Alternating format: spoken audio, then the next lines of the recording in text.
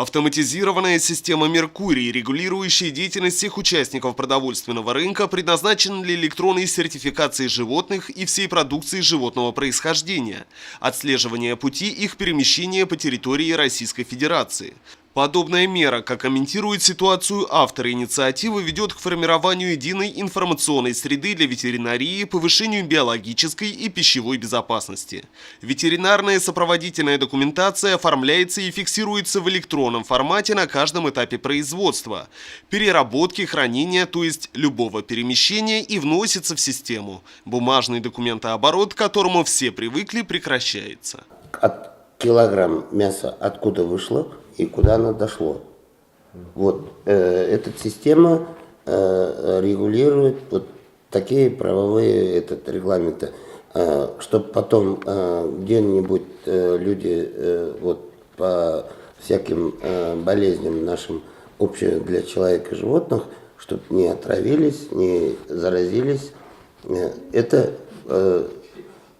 будут следить от убоя до потребителя. Внедрение новых стандартов ветеринарной сертификации привело к увеличению перечня продуктов, попадающих под действие данной программы.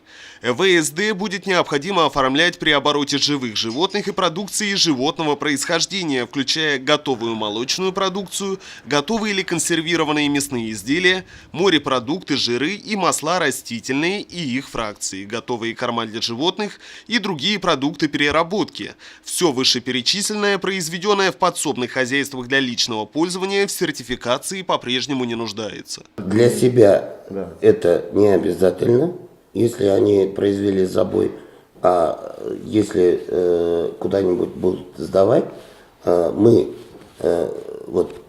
сибайские население, которые выращивают и хотят реализовать там на базаре, кому-то сдать, еще что-то, мы должны оформлять ветеринарный сопроводительный документ по системе «Меркурий» в электронном виде. Для того, чтобы оформить регистрацию в системе «Меркурий», необходимо обратиться в городскую ветеринарную станцию в срок до 1 июля 2018 года. Напомним, что ранее новые стандарты ветеринарной сертификации должны были вступить в силу уже с начала нового года. Однако во избежание продовольственного коллапса указом президента Российской Федерации внедрение данной меры было отсрочено еще на полгода.